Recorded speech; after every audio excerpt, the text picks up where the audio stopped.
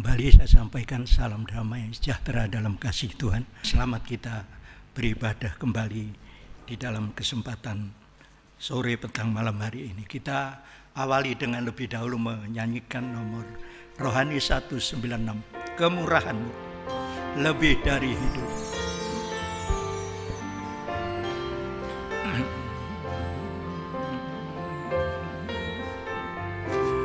Kemurahan-Mu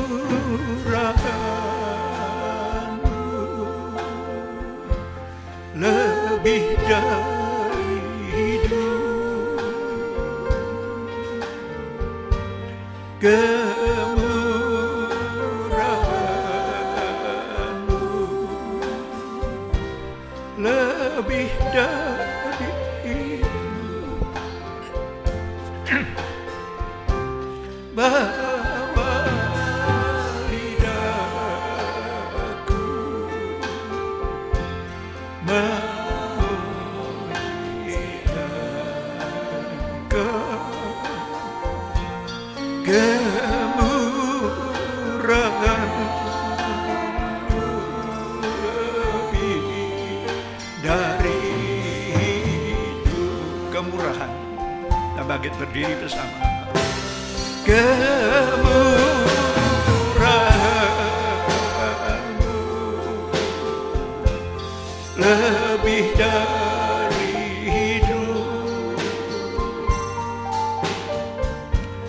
Kemurahan-Mu lebih dari hidup. Bawa lidahku memuliakan kemurahan-Mu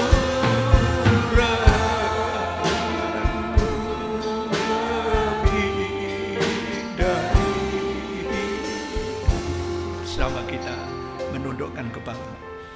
Hanya oleh kemurahan-Mu Tuhan, kami dapat kembali ada di bait-Mu saat ini, bersama dengan seluruh keluarga dari warga jemaat, baik yang di Kebonsari, di Kedurus.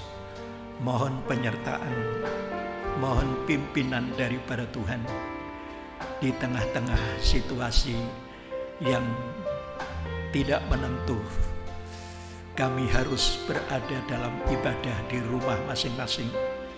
Kiranya Tuhan Kau menolong kepada kami semua, memampukan kepada kami semua untuk kami bisa mengikuti ibadah singkat ini sedari awal sampai kepada akhirnya. Biarlah kekuatan lain yang mencoba mengganggu, merintangi, kuasa kegelapan, roh jahat disingkirkan oleh kuasa Tuhan, dan kami dapat leluasa untuk memuji Tuhan bersama dengan seluruh anggota keluarga, suami, istri, anak, cucu, menantu, bahkan mungkin tetangga yang turut serta dalam kesempatan ibadah dari jarak jauh pada saat ini. Kami menyerahkan sepenuhnya dalam tangan-Mu Tuhan. Dari awal sampai akhir, urapi kami semua, urapi hamba-Mu, urapi pujian sampai kepada pemberitaan firman. Dan kami akan menyambut dengan segala ucapan syukur dalam nama Tuhan Yesus Kristus. Haleluya. Amin. Psalm 192.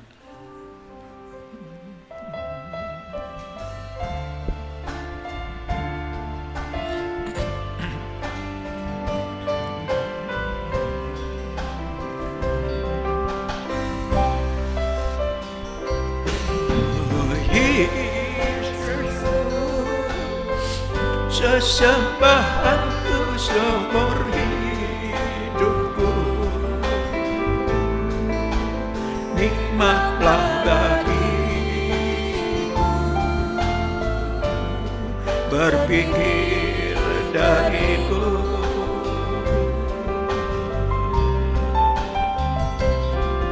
Oh Yesusku, janganlah ada sesuatu yang memisahkan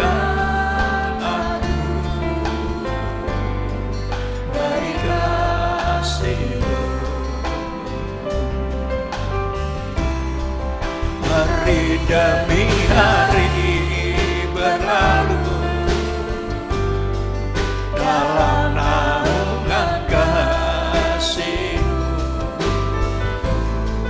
Walau mengalami kematian, namun selalu berkemenangan. Biarlah Kau bertambah-tambah, aku semakin berkurang. Biarlah Kau semakin nyata di dalam hidupku. Hancur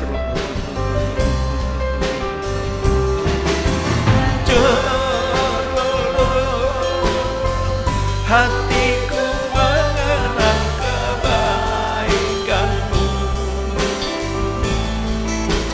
Tiap kali ku bertanya, apakah sebabnya?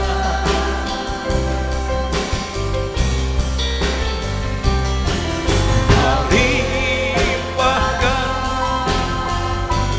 kasih yang tak berkesudahan. Aku tak mengerti, ku tak mengerti. Bila ku menghampiri-Mu, berkaca dalam firman-Mu, nyatalah keadaan berbeda dengan-Mu Tuhan. Engkau suci dan mulia, aku begitu hina. Kau mendambakanku menjadi milik-Mu. Terima kasih. Terima kasih untuk pembuka firman-Mu Tuhan.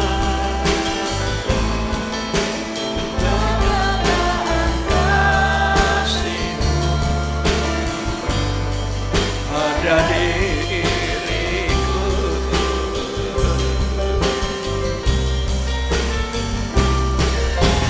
Kerinduan-Mu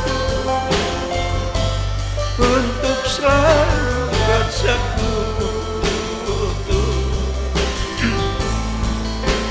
agar penyertaan kekal dalam-Mu. Terima kasih. Kita bangkit berdiri bersama. Makasih untuk membuka firman-Mu Tuhan.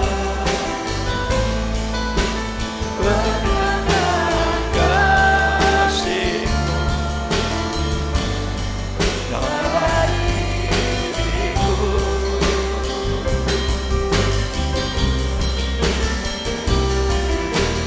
Rinduanku untuk selalu bersekutu,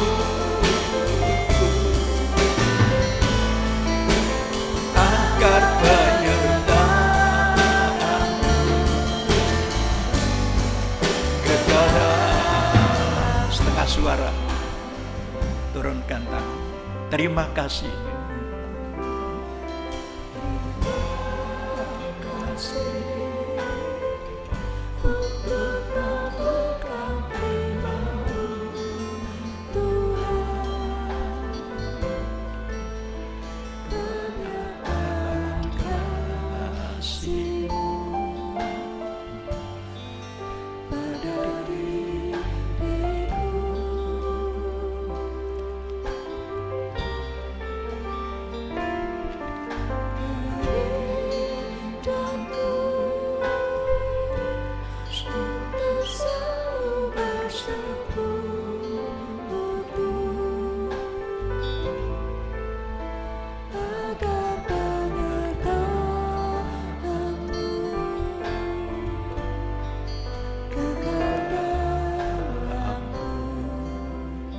bersama kita menundukkan kepala. Kami bersyukur untuk kesempatan berharga yang sudah kami gunakan menaikkan pujian syukur kepada Tuhan. Walau sederhana, namun hati kami rindu untuk mempersembahkan yang terbaik. Sebab Tuhan sudah memberikan yang terbaik kepada kami, bahkan yang sempurna. Karena itu mari Tuhan Kau tolong mampukan kami untuk sementara kami masuk dalam pemberitaan firman. Berikan pengurapan-Mu yang kuat dari surga untuk mulai dari hamba-Mu sampai seluruh umat-Mu yang terutama ada di rumah masing-masing juga mengikuti secara sungguh-sungguh untuk bisa mendapatkan berkat daripada Tuhan lewat firman yang akan kami terima bersama. Mohon kemurahan daripada Tuhan untuk jalannya pemberitaan firman dari awal sampai akhir. Berkuasa dari urapan Tuhan terjadi di tengah-tengah saat kami beribadah. Terima kasih Tuhan, kami menyerahkan sepenuhnya di mana setiap keberadaan kami adalah merupakan pribadi yang membutuhkan firman Tuhan, dan berikan dan penuhi sampai kepada mengalami suatu kelimpahan daripada firman kasih dan Roh-Mu. Kami menyerahkan sepenuhnya dari awal sampai akhir, biar firman-Mu akan memenuhi setiap kehidupan kami, untuk kami tidak mengalami vakum di tengah-tengah kesulitan yang sedang terjadi. Namun kami tetap berharap biarlah Tuhan Kau melewatkan semua halangan rintangan yang sementara menghalangi ibadah kami, supaya kami kembali ada di bait-Mu untuk menikmati berkat daripada Tuhan. Bersama kami masuk dalam pemberitaan firman-Mu hanya dalam nama Tuhan Yesus Kristus. Haleluya. Amin. Baik, kita kembali ke Injil Matius pasalnya yang ke-24. Injil Matius pasal yang ke-24, kita membaca ayat 26 sampai dengan ayat yang ke-28. Jadi apabila orang berkata kepadamu, lihat, ia ada di padang gurun, janganlah kamu pergi ke situ, atau lihat, ia ada di dalam bilik, janganlah kamu percaya. Sebab sama seperti kilat memancar dari sebelah timur dan melontarkan cahayanya sampai ke barat, demikian pula lah kelak kedatangan Anak Manusia. Di mana ada bangkai, di situ burung nasar berkerumun. Ya, puji Tuhan, disebutkan di dalam Injil Matius pasal 24 ini ayat 26. Kita sudah meriksa beberapa kali. Jadi apabila orang berkata kepadamu, lihat ia ada di padang gurun, janganlah kamu pergi. Ya. Lihat ia ada di padang gurun, jangan kamu pergi. Ini pesan daripada Tuhan Yesus. Ya. Yang kedua, ya, disebutkan lihat ia ada di dalam bilik, janganlah kamu percaya. Jangan pergi, jangan percaya. Jadi kita ambil dua pesan daripada Tuhan Yesus. Ada di padang gurun, jangan pergi. Ada di bilik, jangan percaya. Ya, puji Tuhan. Apa itu artinya? Tidak boleh pergi ke padang gurun kalau orang mengatakan begitu. Dan tidak boleh juga percaya kalau orang mengatakan ada di bilik. Artinya tetap tinggal di dalam rumah Tuhan. Tetap tinggal di dalam ketekunan, saudaraku ya. Jadi jangan pergi kemana-mana, saudaraku. Ini pengaruh daripada nabi palsu. Jadi jangan pergi ke padang gurun, jangan kamu masuk ke dalam bilik, ya. Jangan percaya. Artinya jangan pergi kemana-mana, saudaraku ya. Tetap tinggal di situ. Sebab kalau sampai pergi, ya itu merupakan suatu pelanggaran. Di samping disesatkan, kehidupan yang pergi dari rumah Tuhan, dari tempat kudus, itu adalah merupakan suatu pelanggaran di mana imam itu harus tetap ada di situ. Ya, tidak boleh pergi kemana-mana, tidak boleh keluar. Ya, imam harus ada di situ. Kalau keluar sudah bukan imam lagi, karena sudah ke padang gurun daripada dunia ini. Ya, sebab dalam Imamat 21, ya Imamat 21 ayat yang ke-12 disebutkan seperti itu. Seorang imam, mari dibaca itu ya. Seorang imam, ini jangan ia keluar dari tempat kudus. Mari. Janganlah ia keluar dari tempat kudus, supaya jangan dilanggarnya kekudusan tempat kudus Allahnya, karena minyak urapan Allahnya yang menandakan bahwa ia telah dikhususkan ada di atas kepalanya. Ya. Akulah Tuhan. Ya. Jangan keluar, sebab kita ini sudah dipanggil menjadi imam. Saudara, ya. Memang kita bukan dari keturunan Harun, tetapi kita ini menjadi imam oleh karena dipanggil keluar dari kegelapan. Ya, itu disebut di 1 Petrus 2 ayat 9. Ya, kamulah bangsa yang terpilih, imamat rajani, bangsa yang kudus, umat kepunyaan Allah sendiri. Ya, yang sudah memanggil kamu keluar dari dalam gelap kepada terangnya yang ajaib, supaya kamu memberitakan perbuatan-perbuatan yang besar daripada Tuhan. Keluar dari kegelapan. Sudah masuk, jangan keluar lagi. Ya. Sudah dipanggil, ya keluar dari kegelapan, masuk di dalam tempat kudus, yaitu imam. Ya, kamu imamat rajani. Nah, jangan sampai keluar dari tempat kudus. Ya. Nah, begitu yang disebutkan dalam suratan 1 Petrus 2 ayat 9. Ya, untuk melengkapi supaya ayat dijelaskan oleh ayat. Ya, 1 Petrus 2 ayat 9. Tetapi kamulah bangsa yang terpilih, imamat yang rajani, Ya. bangsa yang kudus, umat kepunyaan Allah sendiri, supaya kamu memberitakan perbuatan-perbuatan yang besar dari Dia, yang telah memanggil kamu keluar dari kegelapan kepada terangnya yang ajaib. Iya, keluar dari kegelapan, masuk di dalam terangnya yang ajaib. Saudara, ya, masuk di dalam tempat kudus. Ya, ini supaya tidak berada di luar, dan kita sudah berada di tempat kudus, di dalam rumah Tuhan, di dalam bait daripada Allah. Dan kalau sudah berada di situ, tinggallah tetap di situ, bertekun di situ. Saudaraku, jangan pergi kemana-mana, jangan percaya kepada yang lain, tetap tinggal di situ. Nah, saudara, hasilnya apa kalau bertekun? Nah, kita akan lihat hasil yang pertama. Ya, hasil yang pertama kalau orang itu bertekun. Puji Tuhan. Nah, hasil yang pertama, saudara, kita akan baca dalam Wahyu pasal 3 ayat yang ke-10. Ini hasil. Ya, yang pertama, orang itu akan dilindungi. Mari kita Wahyu 3 ayat yang ke-10. Mari. Karena engkau menuruti firman-Ku untuk tekun menantikan Aku, maka Aku pun akan melindungi engkau dari hari pencobaan yang akan datang atas seluruh dunia untuk mencobai mereka yang diam di bumi. Ya. Ini akan ada pencobaan yang melanda di seluruh dunia ini.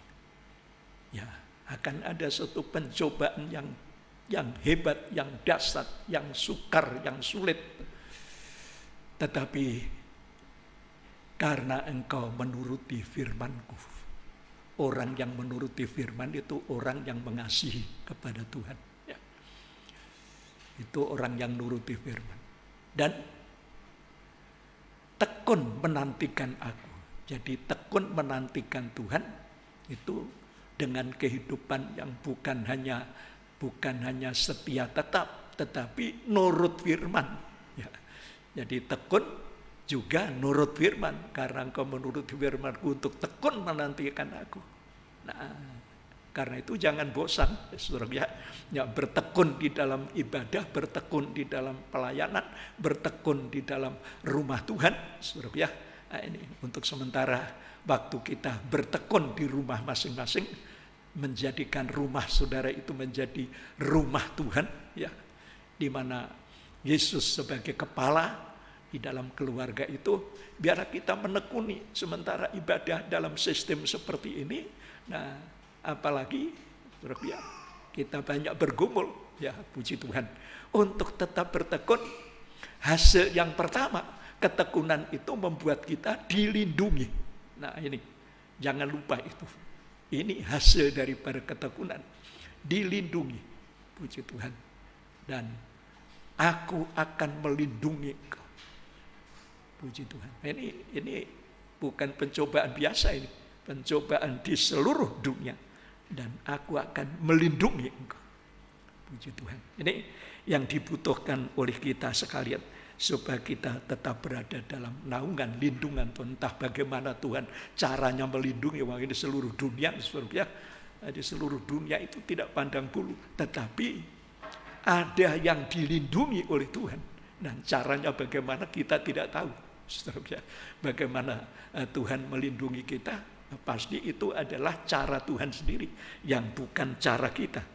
Untuk Tuhan itu bisa melindungi, saudara.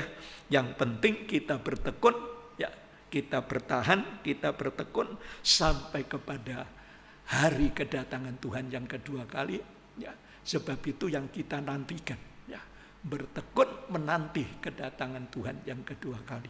Nah, disebutkan dalam kitab Nabi Yesaya, kitab Nabi Yesaya pasal 40 ayat 30 dan 31.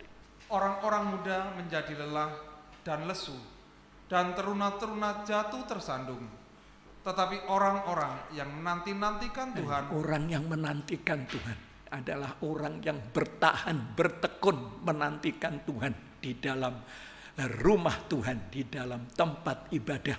Saudara, bertahan dalam ibadah, bertahan dalam ketekunan, bertahan dalam pelayanan, bertahan dalam keutuhan, ya, suami istri hidup dalam keutuhan, keluarga bertahan dalam keutuhan, mampu melewati berbagai kesukaran, terus, ya, mendapat kekuatan baru. Ya, ini mendapat kekuatan baru sehingga tidak bosan, ya, terus mereka seumpama raja wali yang naik terbang dengan kekuatan sayapnya. Mereka berlari dan tidak menjadi lesu. Mereka berjalan dan tidak menjadi lelah. Ya, saudara, disebutkan di sini seumpama raja wali naik terbang. Jadi ini kata pertama adalah naik. Naik itu berarti ke atas. Ya.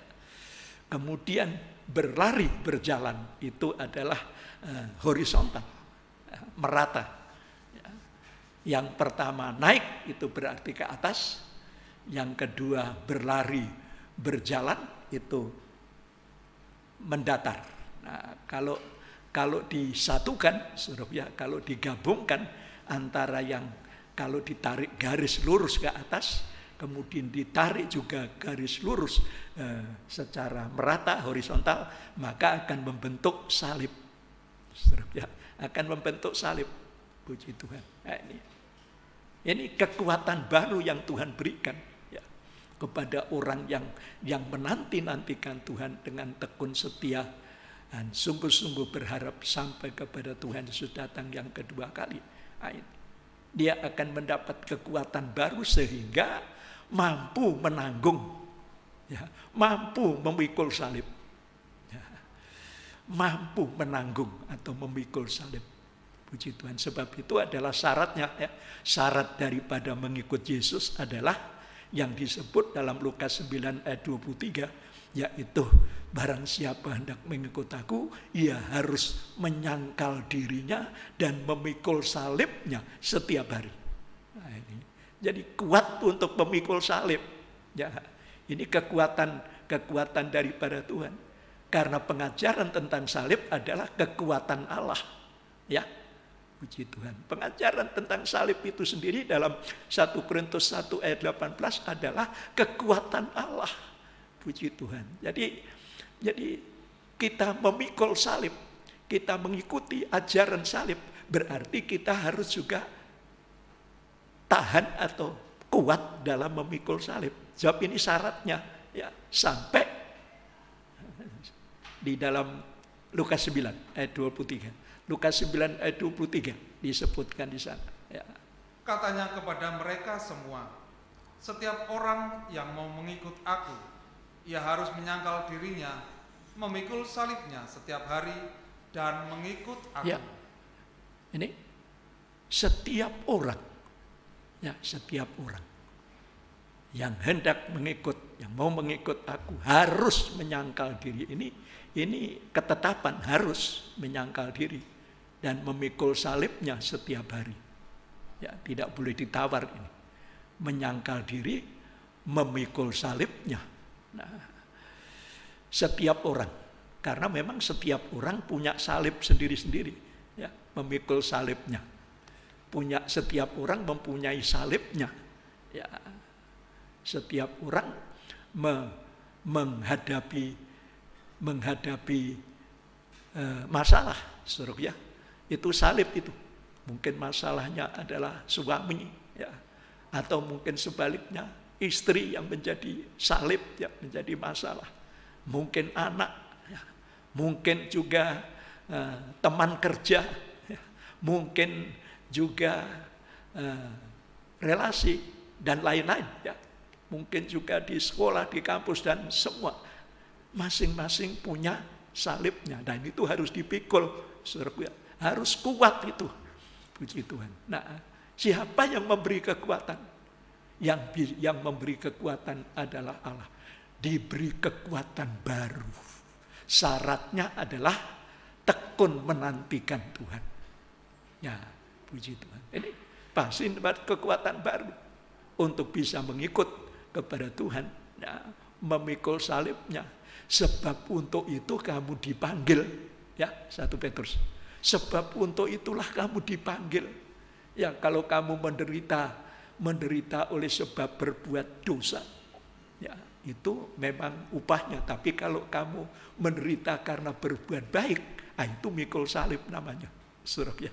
Ya, ini menderita karena berbuat baik, sudah berbuat baik, tapi harus menderita. Itu kasih karunia, itu adalah mengikuti jejaknya Kristus, ya, itu mengikut jejaknya Kristus, ya, puji Tuhan, seperti yang disebut di 1 Petrus 2 ayat 21.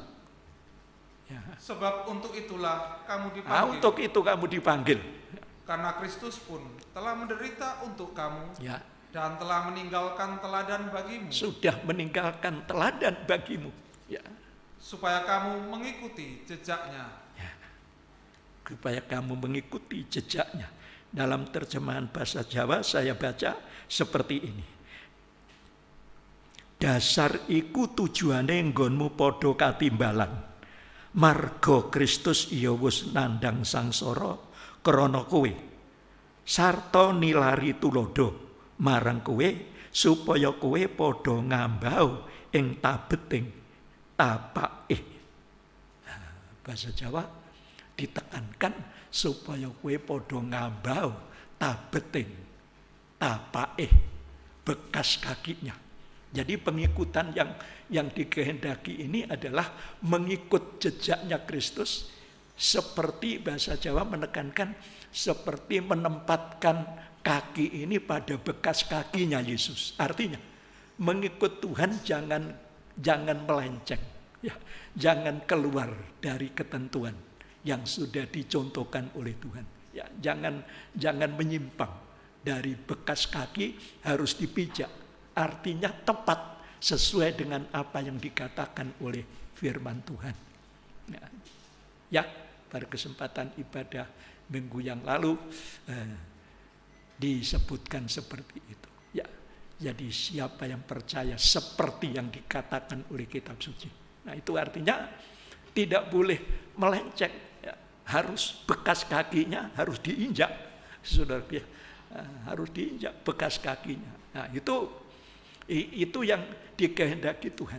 Nah, supaya kita juga menjadi satu di dalam kematiannya dan kita juga menjadi satu dalam kebangkitannya untuk nanti menjadi satu di dalam kemuliaannya.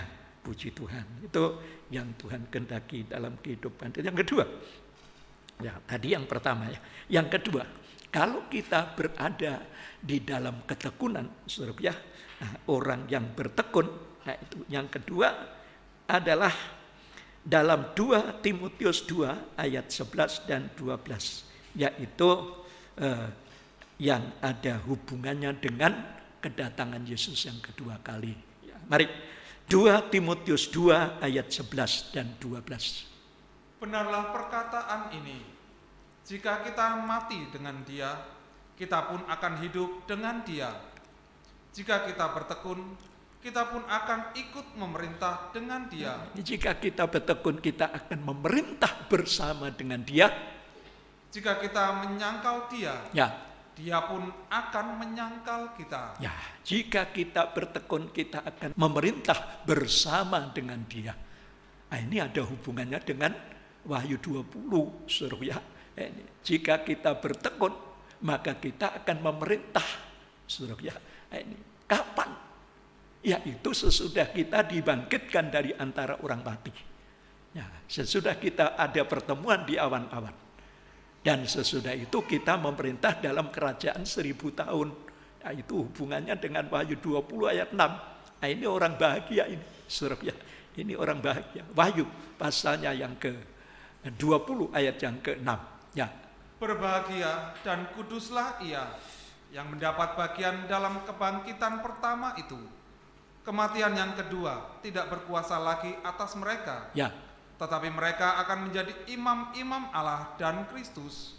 Dan mereka akan memerintah sebagai raja bersama-sama dengan Dia 1000 tahun lamanya. Iya.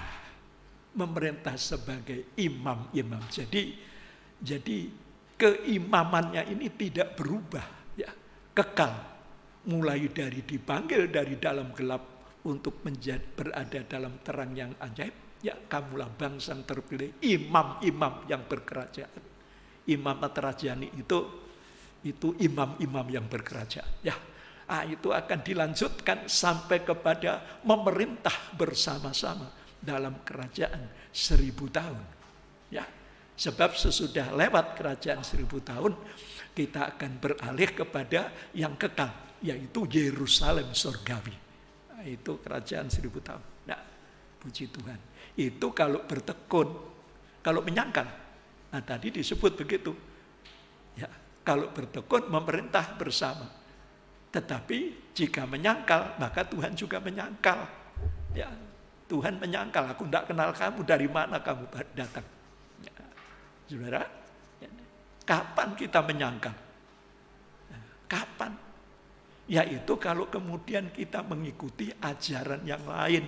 Saudara, ya, Tuhan sudah pesan, jangan pergi ke padang gurun. Ya, lalu jangan percaya. Nah, itu kalau menyangkal berarti keluar. Ya, tadi disebut dalam Imamat 21 ayat 12 itu, ya, supaya jangan dilanggarnya tempat kudus atau kekudusan, karena minyak urapan sudah ada, imam itu kan diurapi. Ya, kalau sampai keluar, saudara ya, itu menyangkal Tuhan. Ya, keluar dari tempat kudus, keluar berarti ke padang gurun. Keluar sebab bait Allah atau tabernakel pada waktu itu berada di padang gurun.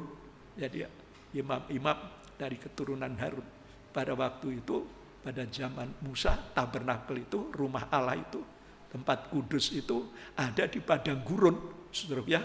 Nah, jadi kalau keluar dari situ berarti menuju padang gurun dunia ini. Ya, jadi keluar daripada rumah Tuhan berarti menuju berada di padang gurun daripada dunia ini. Puji Tuhan. Ini kita ini berada di tengah-tengah padang gurun dunia. Ya, ibadah kita ini. Karena itu jangan pergi, jangan percaya.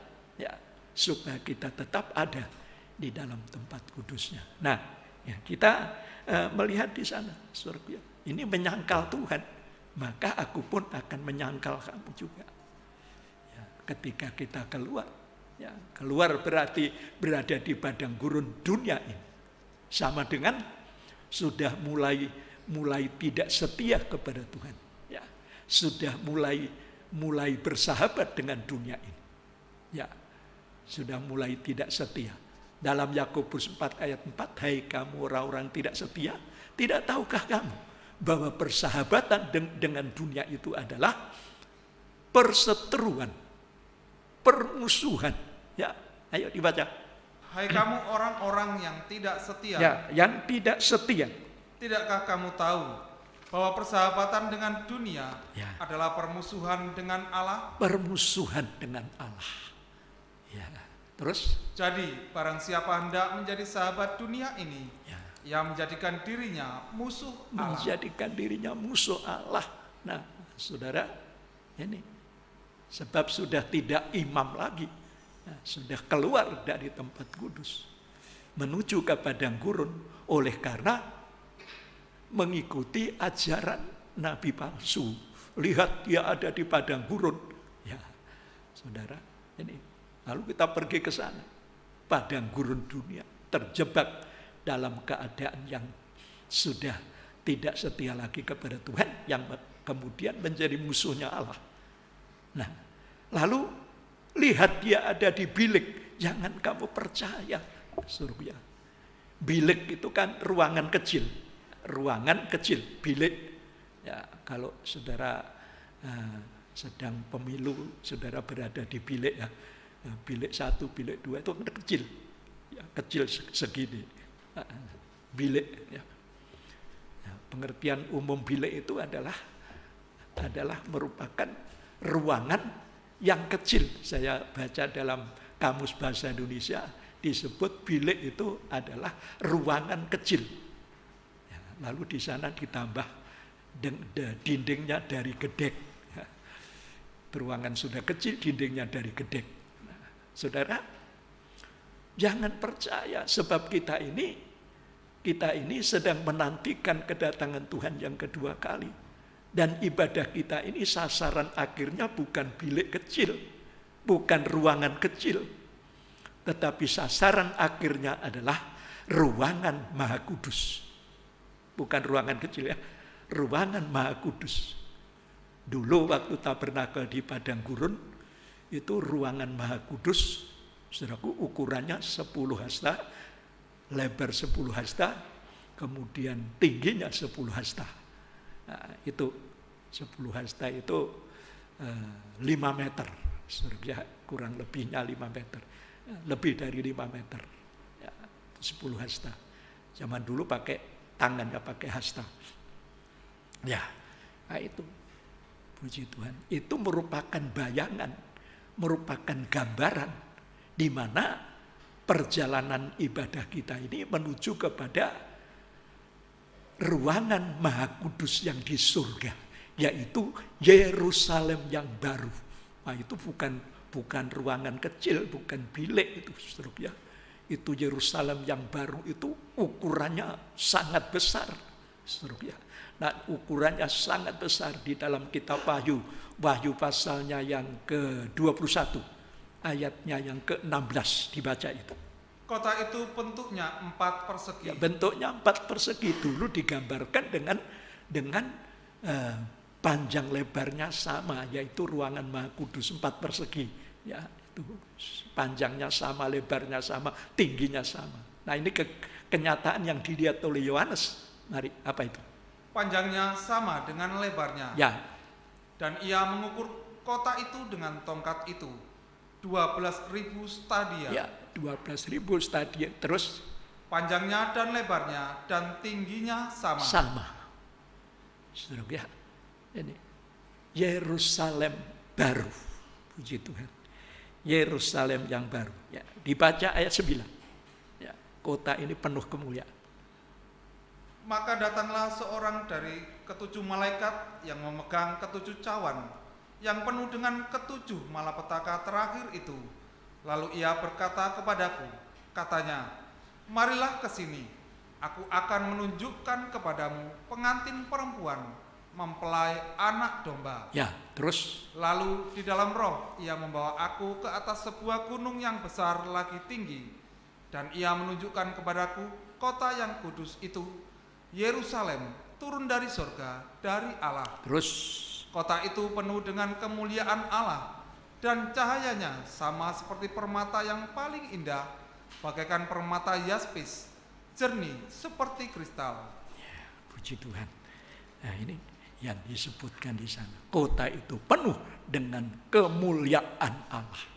Terang, kemuliaan, cahayanya sama seperti permata yang paling indah, bagaikan permata yaspis, jernih seperti kristal. Itu Yerusalem baru. Ya, ukurannya 4 persegi. Ya, panjangnya sama dengan lebarnya, sama dengan tingginya. Dulu di padang gurun ukurannya 10 kali 10 kali 10. Saudara, ya, sama dengan 1000. Nah, tapi di sini disebut 12.000. Artinya kelipat gandaan dikalikan 12. Saudara, ya, puji Tuhan. 10 kali 12. Ya. 120 kali 12 lagi. Kali 12, terus kali 12. Sampai menghasilkan 12 kali 10. 10 bicara kasih Allah, 12 bicara persekutuan dengan firman. Jadi kita bersekutu dengan firman, ya, bersekutu dalam kasihnya sampai kepada masuk kota Yerusalem baru. Itulah kerajaan yang kekal untuk selama-lamanya. Puji Tuhan ini. Nah, kemudian mudah-mudahan saya bisa menyelesaikan, saudara, ya. Kembali ke Matius pasal 24 itu. Nah, di ayat 27 itu dihubungkan dengan ayat 28. Saudara, ya. Ya, ayat 27 kita tahu bahwa kedatangan Yesus nanti akan memancar. Mari dibaca kembali ayat itu. Ya. Sebab sama seperti kilat memancar dari sebelah timur dan melontarkan cahayanya sampai ke barat. Ya. Demikian pula lah kelak kedatangan Anak Manusia. Ya, ini kejadian yang sangat menakjubkan.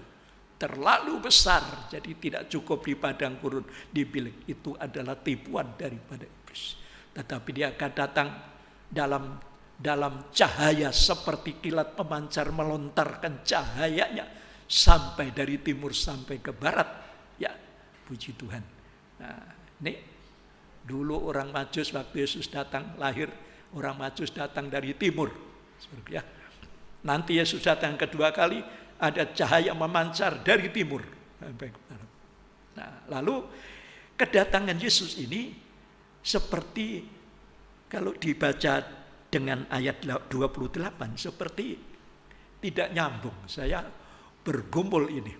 Apa maksudnya ini? Mari ayat 28. Di mana ada bangkai, di situ burung nasar berkerumun. Iya, di mana ada bangkai, di situ burung nasar berkerumun. Ini ada dua arti, positif dan negatif. Ya, jadi burung nasar positifnya itu adalah umat Tuhan, orang pilihan yang disebut dalam Wahyu pasal 12 ayat 14 itu perempuan diberi kedua sayap burung nasar.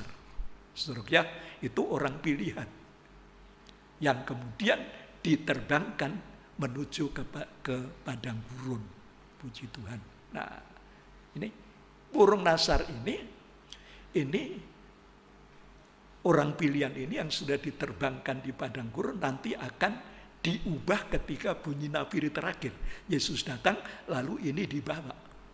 Puji Tuhan. Dan untuk berada dalam kerumunan, untuk berada dalam suatu persekutuan di mana Kristus yang sudah mati dan bangkit, ya, Yesus yang sudah mati bangkit naik ke surga, dia datang kembali, saudara, ya. Dan dia ini adalah yang pernah menjadi bangkai di dunia, yaitu di atas Yerusalem.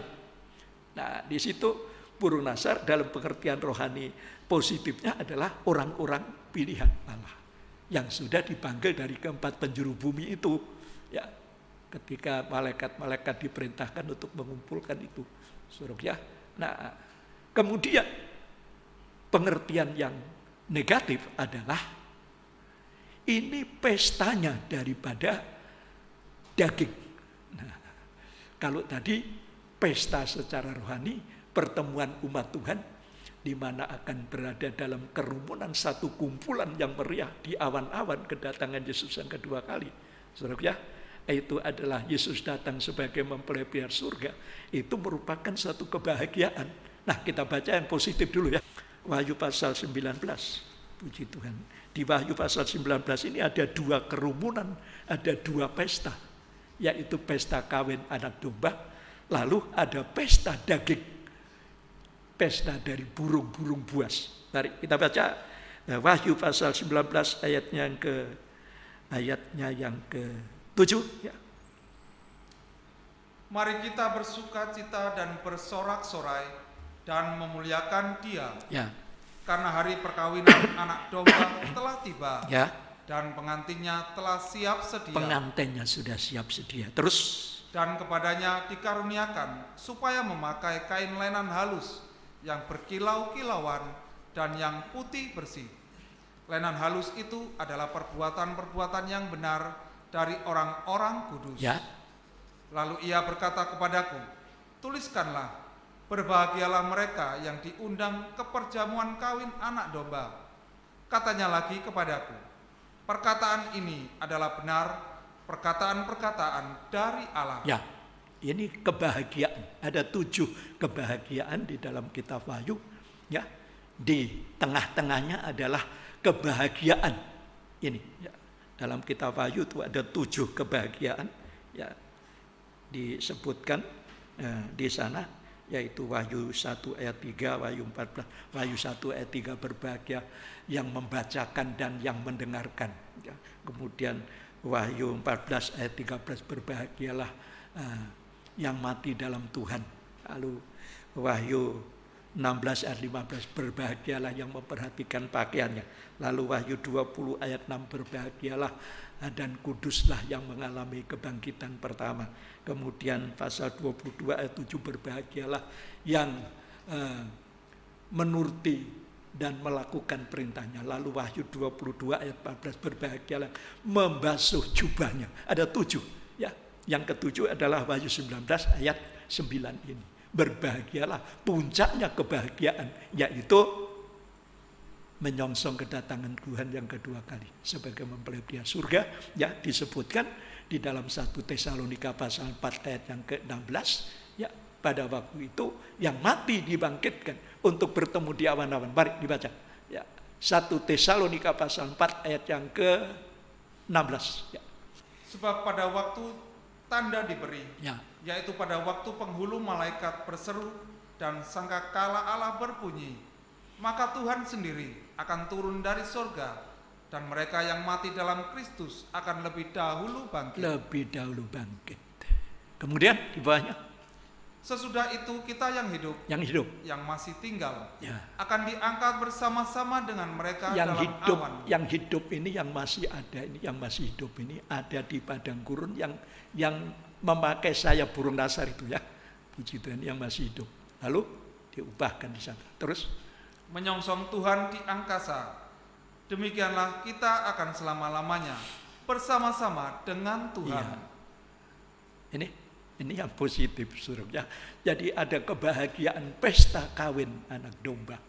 Nah, yang negatif itu di Wahyu 19 ini ayatnya, di Wahyu 19 ayatnya yang makan daging ayat 17. Lalu aku melihat seorang malaikat berdiri di dalam matahari, dan ia berseru dengan suara yang nyaring kepada semua burung yang terbang di tengah langit. Burung buas ya.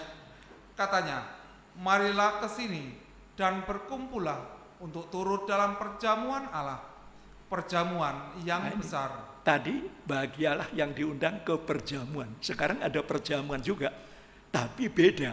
Ini perjamuan makan daging. Mari ayat 18. Supaya kamu makan daging semua raja, ya, dan daging semua panglima, dan daging semua pahlawan, dan daging semua kuda, dan daging semua penunggangnya, dan daging semua orang, baik yang merdeka maupun hamba, baik yang kecil maupun yang besar. Ya, daging dari mana pesta daging? Ini adalah dagingnya daripada raja-raja di bumi, saudara, bersama dengan perwira penunggangnya yang berperang melawan Yesus.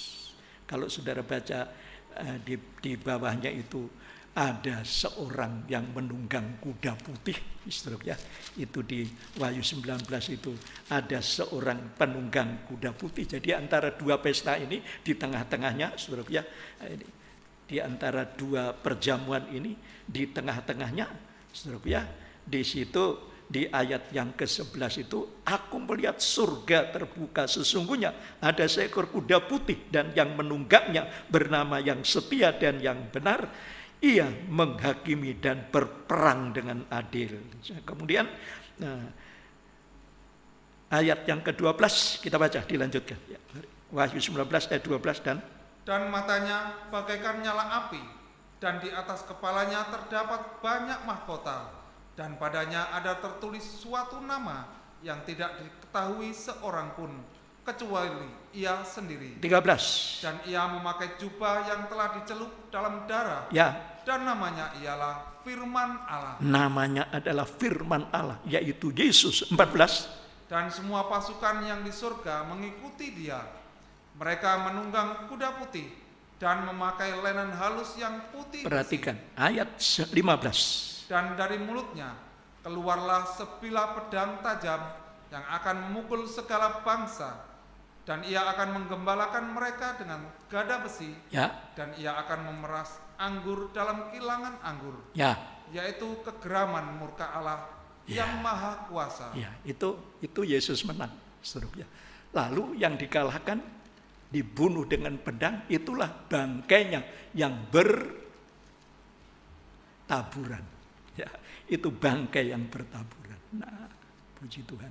Jadi Tuhan Yesus nanti akan datang mengalahkan, mengalahkan antikris dengan pengikut-pengikutnya, nabi palsu. Nah, itu seperti debu, ya, seperti debu di atas meja. Kalau dihembus, seperti itu aja. Ya, saudara baca itu dalam 2 Tesalonika, pasalnya yang kedua, ayat yang ke-8. Ya, ayat 8. Pada waktu itulah si pendurhaka baru menyatakan dirinya. Ya. Tetapi Tuhan Yesus akan membunuhnya dengan nafas mulutnya dan akan memusnahkannya. Lalu ia datang kalau ia datang kembali. Iya. Jadi kalau dia datang kembali, dari mulutnya itu, saudara, tadi di Wahyu pedang dari mulutnya. Ya, ini dari mulutnya juga. Jadi seperti debu aja dihembus, saudara. Sudah, ini menunjukkan betapa tidak berdayanya kita manusia di dunia ini, ya, menghadapi kekuatan antikris yang hebat. Memang kita tidak berdaya, tetapi ada perlindungan dari Tuhan kalau kita hidup dalam ketekunan. Ya, ada perlindungan, janji perlindungan daripada Tuhan sampai nanti perlindungan di padang gurun. Puji Tuhan. Ini. Puji Tuhan. Bangkai itu berkerumun di mana ada bangkai. Saya akan ajak saudara membaca untuk menemukan kata bangkai. Yesaya 66. Yesaya 66. Ayatnya yang ke-23 dan 24. Bulan berganti bulan dan sabat berganti sabat, maka seluruh umat manusia akan datang untuk sujud menyembah di hadapanku, firman Tuhan. Iya, semua akan menyembah. Siapa itu? Orang-orang pilihan daripada Allah. Kemudian ayat 24. Mereka akan keluar dan akan memandangi. Ya, orang-orang pilihan akan keluar dan melihat, memandangi, memperhatikan. Apa itu? Bangkai orang-orang yang telah memberontak kepadaku. Ya.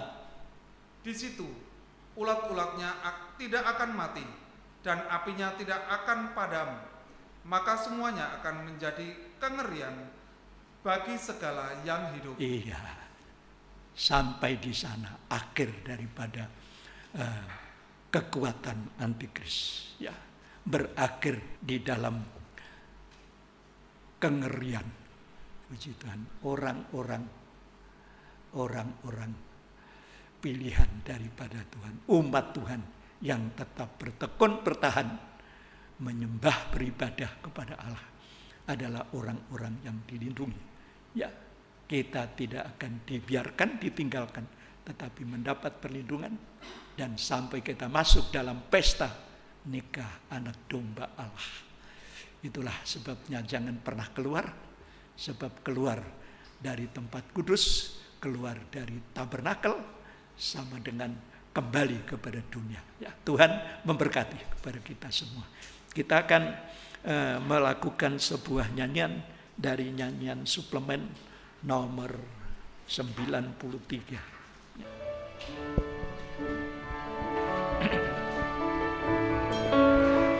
Bersamamu Bapa, ku lewati semua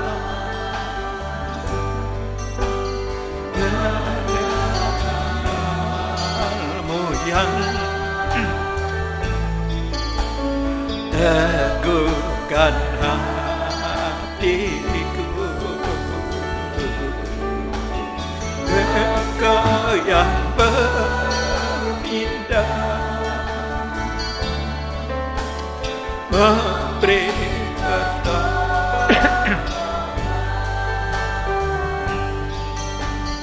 anugerah besar melimpah bagimu. Bersama kita bangkit berdiri. Bersamamu Bapa, ku lewati semua perkenalanmu yang teguhkan hatiku, Engkau yang bertindak memberi pertolongan, anugerah-Mu besar melimpah bagi. Bersama setengah suara, angkat tangan.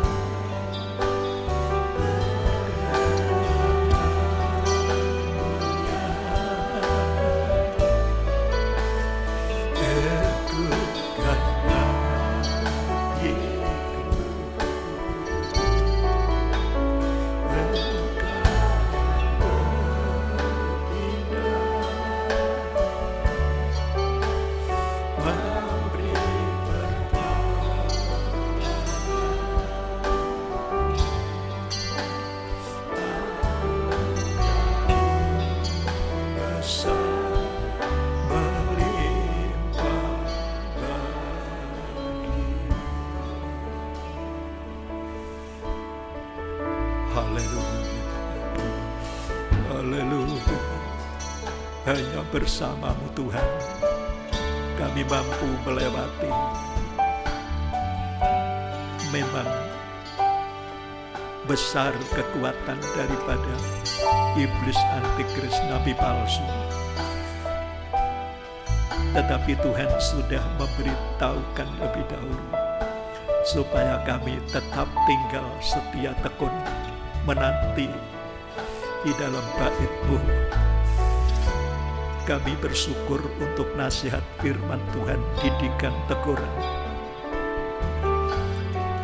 yang bermaksud menyelamatkan kami semua, segenap umat-Mu yang ada, yang sekarang ini berada di rumah masing-masing.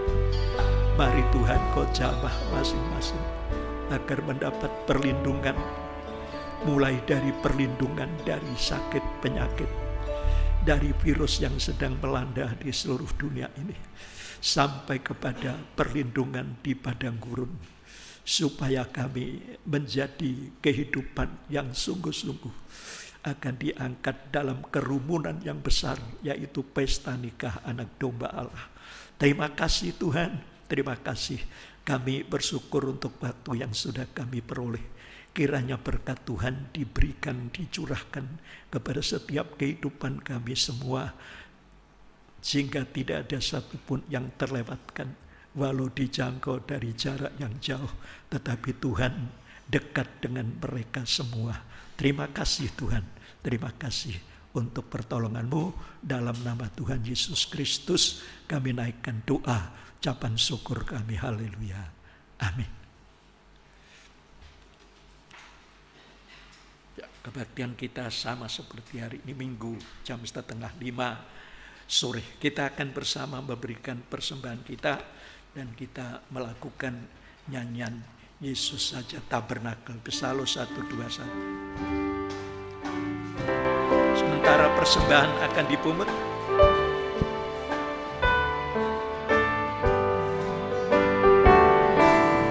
Yesus saja tabernakel, Dia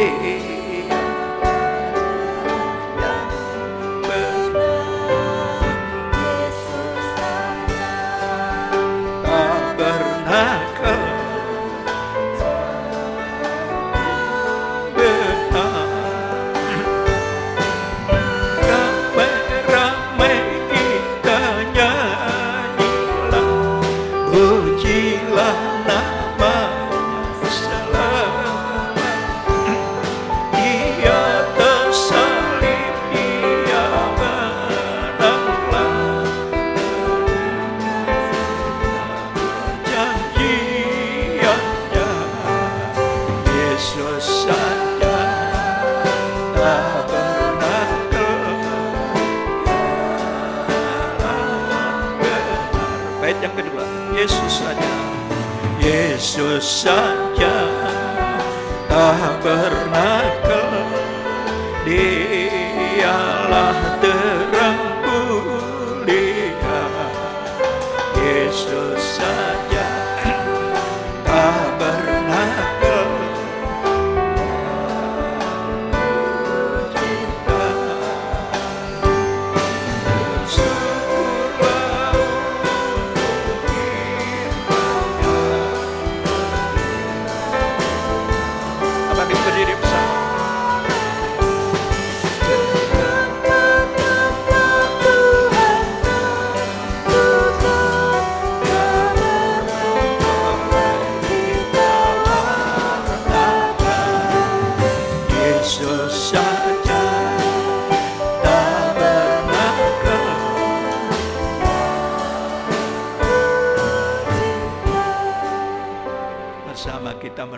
kepala. Hamba mengulurkan tangan untuk memohon berkat Tuhan diturunkan atas umat-Mu yang ada di hadapan hamba-Mu, yang ada di rumah masing-masing. Tuhan curah limpahkan kepada mereka semua, siapapun, mulai dari anak-anak, remaja, muda-mudi, sekolah, kuliah, yang sudah bekerja pekerjaannya, Tuhan berkati semuanya. Yang sudah menikah, nikah, buah nikahnya Tuhan berkati. Mata pencariannya Tuhan, sebagai karyawan wira swasta, berjualan, pensiunan, yang usaha sendiri, yang di pabrik, di proyek, di kantor, di kota, di luar kota, dimanapun mereka berada, yang sudah lanjut usia, janda, duda, Tuhan berkati semuanya. Masing-masing kiranya Tuhan menguatkan dalam menghadapi situasi yang seperti sekarang ini. Dan sambil kami menantikan, kami tetap berharap, biarlah masing-masing umat-Mu memohon kepada Tuhan, supaya virus ini segera lewat, dan Tuhan kami dapat bertemu kembali dalam pertemuan secara langsung di dalam rumah Tuhan yang sekian kali kita tidak menggunakannya. Kami serahkan sepenuhnya Tuhan dalam tangan-Mu, dan kiranya Tuhan melindungi, memberkati kepada kami semua. Pekerjaan usaha yang harus terganggu karena dampaknya daripada virus ini, kiranya Tuhan tetap menyertai, melindungi, dan memberkati. Sekarang saudaraku yang dikasihi oleh Tuhan, terimalah berkat anugerahnya, berkat kasih sayangnya, berkat penyertaannya di dalam Bapa, Sang Putra, dan Roh Kudus, dalam nama Tuhan Yesus Kristus, menyertai saudara sekalian sekarang ini sampai Tuhan datang kembali menjemput kita dalam kemuliaannya. Di dalam nama Tuhan Yesus Kristus.